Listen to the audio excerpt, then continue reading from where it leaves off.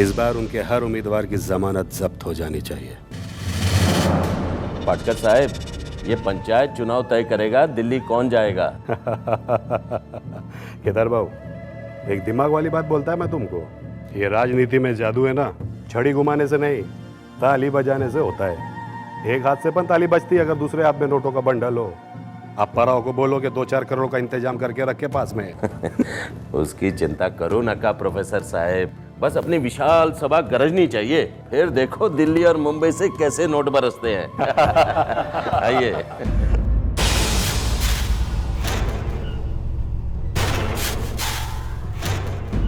इजाजत चाहूंगा। पाटकर साहब, हाँ, आज रात 11:30 बजे देसाई नाके पर हमारे कुछ खास कार्यकर्ताओं की मीटिंग बुलाई गई है। बहुत अच्छा, आऊँगा, जरूर आऊँगा।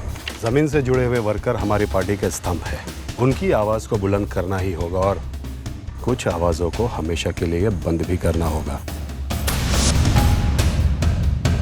जय महाराष्ट्र। जय महाराष्ट्र।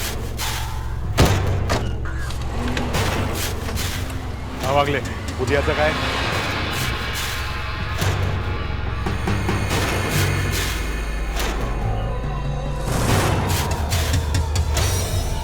अरे भाईजान, हाँ, देसाई नाके पे मीटिंग है उनकी। कुछ पता चला कितने लोग होंगे? 6-7 कुछ खास लोगों की मीटिंग है। फिरोज भाई, आज ही होने देते हैं। होना ही पड़ेगा। वार खाली गया तो हमें दूसरा चांस नहीं मिलेगा। वार खाली गया तो चुल्लू भर पानी तैयार रखूंगी तुम चारों के लिए।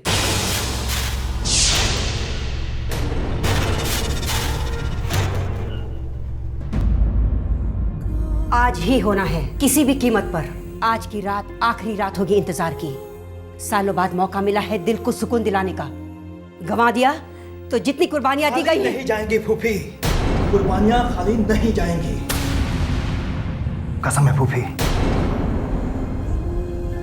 गाड़ी इमरान के पास रहेगी। नासिर, तुम, आरिफ और इमरान गाड़ी में मेरे इशारे का इंतजार करोगे। खोपड़ी में फायर करना 2 इंच दूरी से। नहीं मरा तो चॉपर से टुकड़े टुकड़े कर देना। अच्छा पाटकर साहब, वो केदार साहब ने कहा कि वो देसाई नाके पे डायरेक्ट पहुंचेंगे।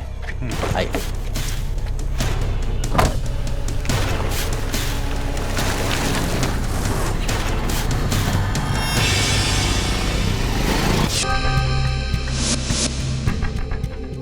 पाटकर साहब आ गए।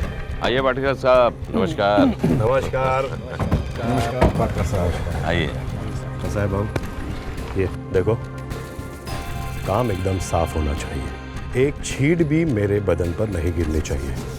और हाँ, लड़कों को बोलो कि पाटकर साहब का हाथ उनके सर पर है, लेकिन ये हाथ उनको या दुनिया को कभी दिखाई नहीं देगा। साहब, अब यहाँ आसपास कोई पेट्रोल पंप है क्या?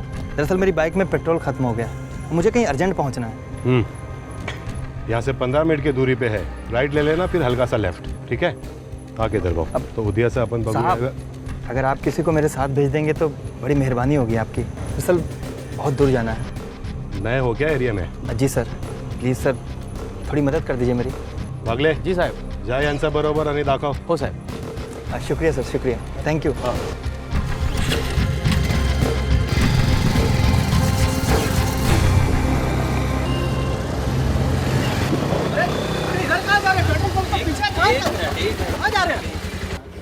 साहब, पेट्रोल पंप उधर है, इधर कहाँ के रोक दिया आपने गाड़ी? हाथ ऊपर, हाथ ऊपर। चुप। मोबाइल भाई, क्या है ये? क्या है? ए, भारी पड़ेगा तुम। भारी तारीफ। बोल, किस किस के पास सामान है? बोल। अरे बोल ना। एक ही आदमी उसी के पास। हेलो, उनमें से एक के पास कट्टा है, लेकिन तुम लोग आगे बढ़ो, खलास कर दो पाटकर को। ठीक है भाईजान। पाटकर साहब, पार्टी का नाम कहीं पर नहीं आना चाहिए। क्या केदार बाबू, पार्टी का मेंबर मैं भी हूँ। अगर मुझ पे कीचड़ उड़ेंगे तभी तो पार्टी का नाम आएगा ना। है ना? और हाँ, अगर मुझे जरा सी भी भनक लगी कि मेरे पार्टी का कोई वर्कर गद्दारी कर रहा है हम लोगों से, तो मुझसे बुरा कोई नहीं होगा। अरे तुम लोग तो क्या, तुम लोगों का पूरा खानदान नहीं बचेगा मुझसे।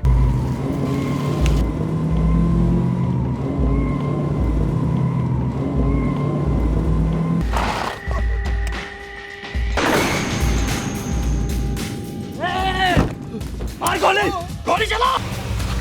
सही है, वेरी गुड। पाटकर साहब, फोन लगाओ, एम्बुलेंस बुलाओ जल्दी।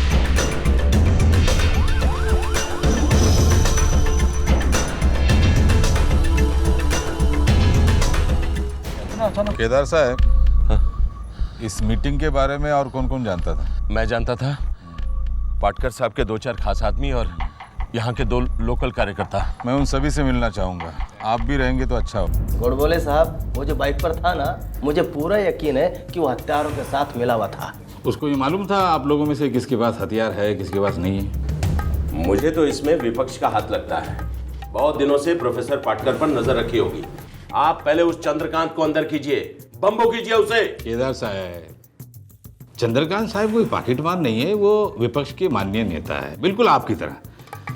अब कोई बिना ठोस सबूत के उन्हें छू भी नहीं सकते हम। अरे आप पूछताछ तो कर सकते हैं ना, जैसे आप मुझसे बात कर रहे हैं, आप उससे भी कीजिए। उन्हें भी पूछताछ करेंगे। बस पार्टी में जाकर बात करता हूँ, फिर देखते क्या होता है।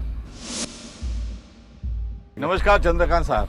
आओ आओ गोडबोले आओ, बैठो। पाटकर का मर्डर हो गया और मुझ पर उंगली ना उठे, ऐसा तो हो ही नहीं सकता। चंद्रकांत साहब, आपके कुछ कार्यकर्ताओं से पूछताछ करनी थी। अब इसमें मेरी परमिशन की क्या ज़रूरत है? आप पूछिए, लेकिन ज़रा सावधानी से। अगर किसी को अरेस्ट कर लिया तो बेकार में बवाल हो जाएगा। सर, ये बहुत सेंसिटिव मामला है और वैसे भी हमें काफ़ी लोगों पर शक है। गोडबोले, मैं तुम्हें एक टिप देता हूँ, ज़्यादा नहीं बताऊँगा, बस इतना समझ लो, पाटकर की पार्टी की थाली में किसी ने थूका है। कौन? पता नहीं, वैसे सुना है केदार को उससे बहुत जलन हो रही थी। आप अपना काम कीजिए, मैं अपना करता हूँ। वो पाटकर जी को अलविदा कहने जाना है। नमस्ते। केदार, पुलिस पर दबाव बनाओ। जिसने भी सुपारी ली है वो पकड़ा जाना चाहिए। पब्लिक में ये मैसेज नहीं जाना चाहिए कि इतना बड़ा लीडर मारा गया और हमारी सरकार कुछ भी नहीं कर रही है। समझाओ पर सर, वैसा ही।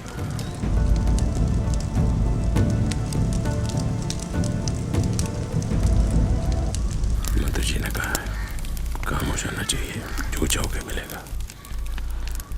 ठीक है सर, आपका काम हो जाएगा।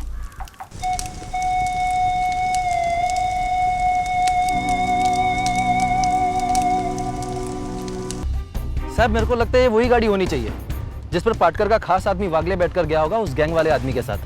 वही रंग, वही model, Bajaj Pulsar. Number plate असली है कि नकली तवाजा? रजिस्ट्रेशन ताबड़ तो पता करा। साहब, वो लाल स्विफ्ट गाड़ी मिल गई जिसमें हत्यारे भागे थे। मिल गई? चल चला।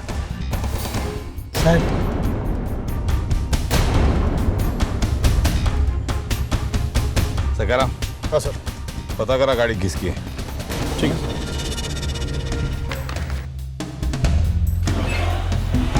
साहब, हाँ बोल काले। एक रामदास गावरे है, उसने अपनी गाड़ी की चोरी की कंप्लेंट लिखवाई है MIDC पुलिस स्टेशन में। तो रोक कट्टा और चौपर यूपी से है साहब। बाइक का पता चला? कोई कादिर अंसारी है, उसी की बाइक है ये। पता घेतला है ना? हो साहब। हाँ। पुलिस तुरंत कादिर नामक युवक के घर पहुंची, जिसकी बाइक इस हत्याकांड में इस्तेमाल हुई थी। मेरे बेटे को क्यों? इसकी बाइक नरेंद्र पाटकर के मर्डर में इस्तेमाल हुई है। अभी तो सिर्फ मैंने झापड़ मारा है, अगर मुंह नहीं खोलेगा ना तो हड्डियां टूटेंगी। साहब जरूर कोई मिस्टेक हुआ है साहब। क्या मिस्टेक हुआ? एक हफ्ते से मैंने अपनी बाइक को टच भी नहीं किया साहब। ठीक है, तो तेरी बाइक कौन चला रहा था? साहब, मेरा चचेरा भाई है साहब, फिरोज, वो लेके गया था साहब। फिरोज? वो बोल रहा था काम है साहब। कहाँ रहता है? पास ही में रहता साहब, बाजू वाली गली में साहब। पुलिस फौरन कादिर के चचेरे भाई फिरोज अंसारी के घर गई। अरे यहाँ तो ताला है। सलाम चाचा। सलाम। चाचा, ये फिरोज को देखा है क्या आपने? नहीं बेटा, 2 दिन से दिखा नहीं फिरोज। कुछ बता सकते हैं कहाँ होगा? नहीं बेटा, कुछ नहीं पता। क्यों, क्या हुआ? कुछ नहीं, ऐसे ही मामूली पूछताछ करनी थी। काले, कुछ भी करके फिरोज का फोटो हासिल करो, जल्द से जल्द, समझे? हो सर। पुलिस ने फिरोज अंसारी की फोटो हासिल की। फिरोज वही शख्स था जो उस रात नरेंद्र पाटकर को मिला था। मुझे कहीं अर्जेंट पहुंचना है। यहाँ से 15 मिनट की दूरी पे है, राइट ले लेना, फिर हल्का सा लेफ्ट। हाँ साहब, यही आदमी था। काले, पूरा एरिया छान मारो, जितने आदमी चाहिए काम पर लगा लो, मुझे फिरोज चाहिए, समझे? सिर्फ 12 घंटे तुम्हारे पास। निकाल निकाल। हो सर। पुलिस ने दिन रात एक कर दिए फिरोज अंसारी की तलाश में। नहीं, उन्हें सिर्फ यही पता चल पाया कि फिरोज ने हथियार कहां से खरीदे थे। जी साहब, मैंने बेचा था इस आदमी को सामान, एक कट्टा और 2 दर्जन गोलियां। क्यों पूछा नहीं वो क्यों खरीद रहा है? साहब हम किसी से कुछ नहीं पूछते, ये हमारे धंधे का उसूल है। ऐसा लगने लगा कि फिरोज एक प्रोफेशनल किलर था, लेकिन सारे पुलिस फाइल्स छानने के बावजूद भी फिरोज का कोई रिकॉर्ड नहीं मिला। यूपी से हथियार लाकर बेचने वाला सलीम है साहब, उसने कबूल किया कि इसी फिरोज ने कट्टा खरीदा है। बस इसके आगे कुछ बात बड़ी नहीं। कोई तो सुराग होगा काले, कुछ तो होगा, कुछ तो। सॉरी साहब, ऐसा कुछ मिला तो नहीं है, बस उसकी एक बुआ है वांगनी गांव में। तो हम यहाँ क्या कर रहे हैं? चलो वांगनी का।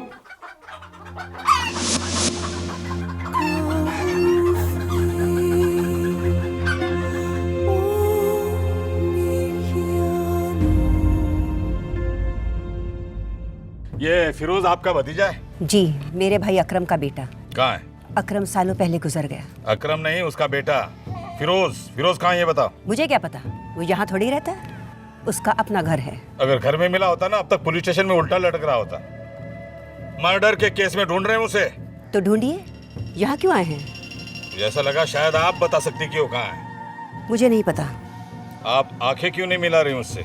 मिलाऊंगी तो देख नहीं पाएंगे इंस्पेक्टर साहब, बहुत दर्द है इन आंखों में। मेरी मानिए तो मुझे अकेला छोड़ दीजिए।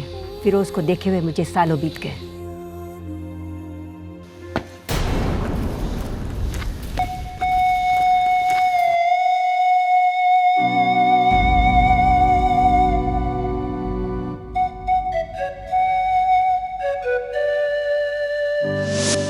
आप पाटकर के खिलाफ कंप्लेंट लिखिए। मुझे शक है कि चुप!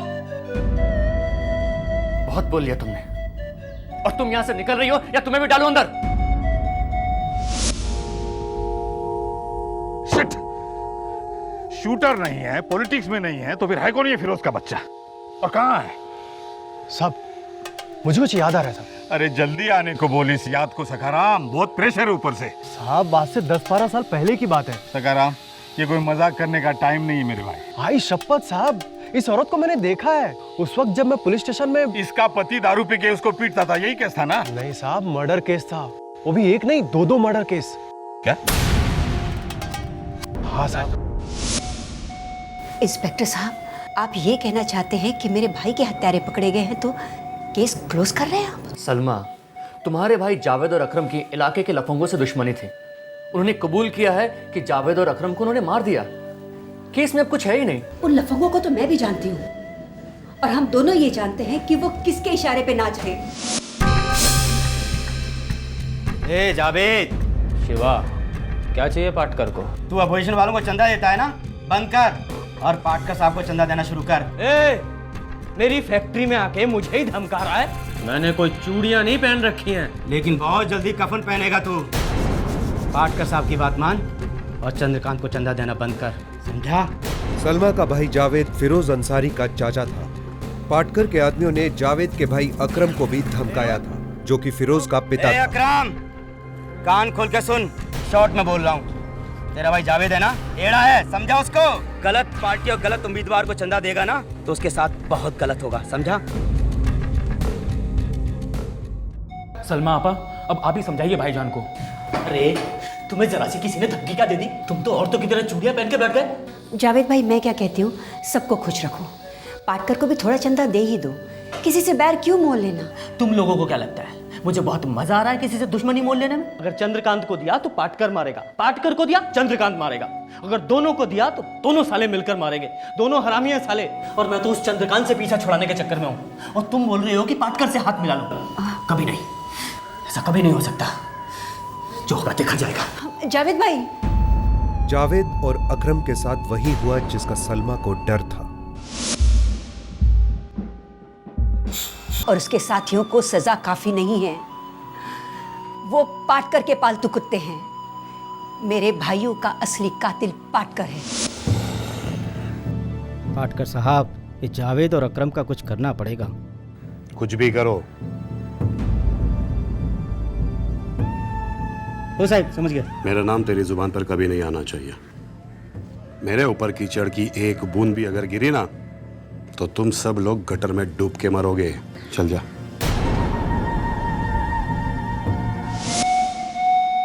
कोई सबूत है? शिवा और उसके साथियों को जमानत किसने दी?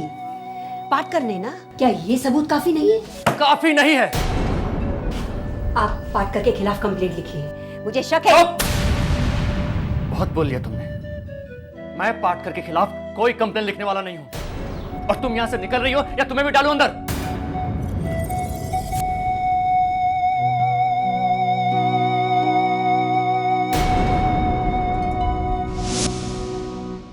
हाँ, तो ये आपसी दुश्मनी का मामला है। फिरोज ने बदला लिया अपने बाप के कत्ल का। साहब, फिरोज के बाप का नाम अकरम है और फिरोज अकरम का इकलौता लड़का है। मतलब बाकी के हत्यारे अकरम के बड़े भाई जावेद के लड़के हो सकते हैं। अपाराव साहब, 12 साल पुरानी आपसी दुश्मनी का केस है ये। विपक्ष का कोई हाथ नहीं है इस हत्या में। तो जिस किसी का भी हाथ है वो हाथ काट कर लोगों के सामने लाओ, ताकि लोगों को पता तो चले कि पाटकर जैसे लोकप्रिय नेता की हत्या किसने की है। सप्ताह भर के बाद में पंचायत के चुनाव है। सर, मैं आपको विश्वास दिलाता हूँ हत्यारे जल्द से जल्द पकड़े जाएंगे। मैं पाटकर से पहले ही कहता था, अपने आप को इतना बड़ा चाणक्य मत समझो। साले को क्या जवाब मिला अपने गुरूर का? मुझे तो वाकई लगा था इसमें चंद्रकांत का हाथ है। लेकिन एक बात समझ नहीं पा रहा हूँ, वो व्यक्ति कौन है जिसने 12 साल तक इंतजार किया पाटकर का गेम बजाने के लिए? बच्चों, तुम्हारे अब्बू का कत्ल हो गया और कानून असली कातिल को कभी सजा नहीं दे पाएगी, लेकिन सजा तो उसे होगी, मुंह तोड़ होगी। तुम चारों याद रखो, तुम्हें हमेशा एक साथ रहना है, आपस में झगड़ना नहीं है। और तुम्हारी जिंदगी का एक ही मकसद होना चाहिए, अकरम और जावेद के कत्ल का बदला। मैं तुम्हें इसे भूलने नहीं दूंगी। और तुम्हारा जानी दुश्मन होगा वो प्रोफेसर पाटकर। मेरे भाइयों ने सियासती कुत्तों के आगे गर्दन नहीं झुकाई, अपनी जान की कुर्बानी दी है। ये कुर्बानी बेकार नहीं जानी चाहिए। हाँ फूफी जान।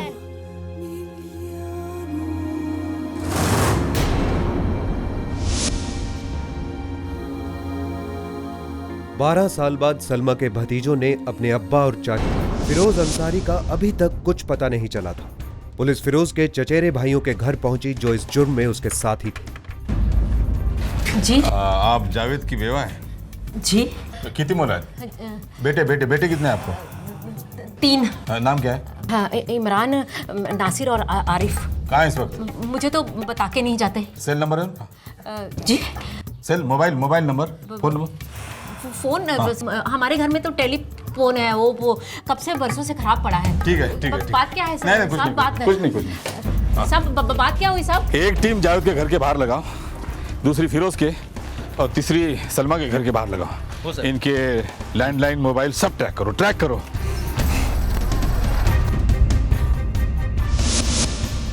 पुलिस टीम ने फौरन अपराधियों के सारे मुमकिन ठिकानों पर नजर रखना शुरू कर दिया।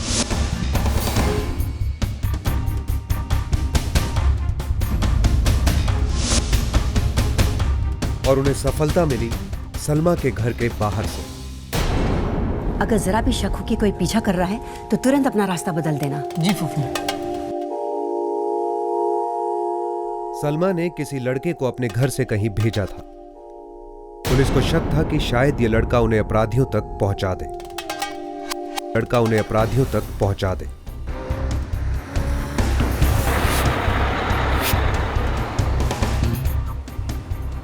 दबे पांव पुलिस ने लड़के का पीछा करना शुरू कर दिया।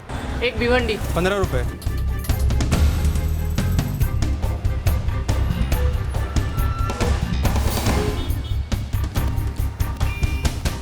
पापड़ वाले पापड़, गरम मसाला पापड़।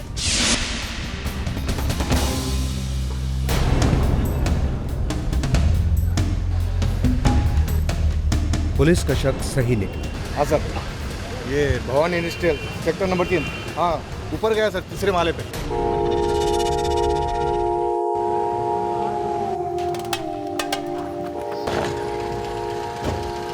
हाँ कामड़े सर, वो लड़का अभी तक अंदर ही है। मतलब चारों लोग अंदर है। ओके। बाहर जाने के सभी रास्ते सील कर दो और छत पर भी आदमी लगाओ। काले आज चल।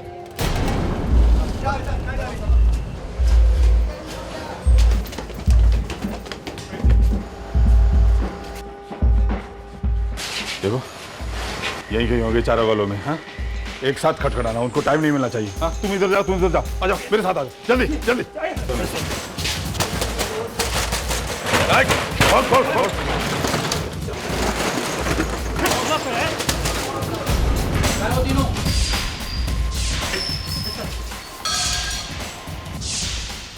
उधर देख, उधर देख, कोने में देख, कोने में देख। उधर देख, उधर देख। नहीं सही देख।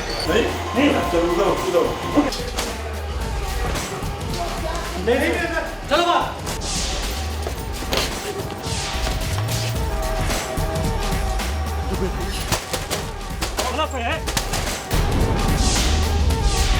एक बार कोशिश करते हैं, नहीं तो तोड़ देंगे। Okay sir. अरे ये तो खोल नहीं रहा, चलो तोड़ते हैं। ओके सर, चलो पड़ी चलो।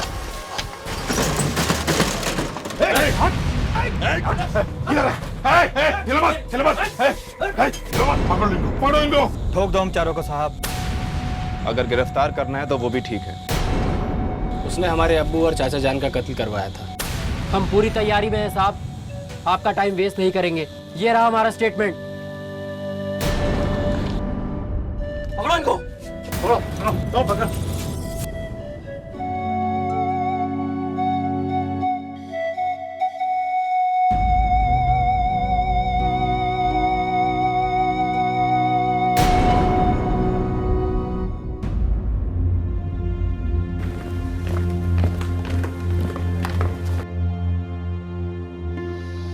अब मैं आपसे आंखें मिला रही हूँ इंस्पेक्टर साहब, लेकिन लगता है आप मुझसे नजरें मिलाना नहीं चाहते हैं। सलमा जी, हमने कोई गलती नहीं की है। जिन्होंने गलती की थी उन्हें कानून के हवाले कर दिया बस।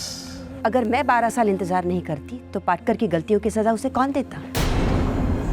देखा, झुका ली ना आपने नजरें। खुदा हाफिज इंस्पेक्टर गोडबोले।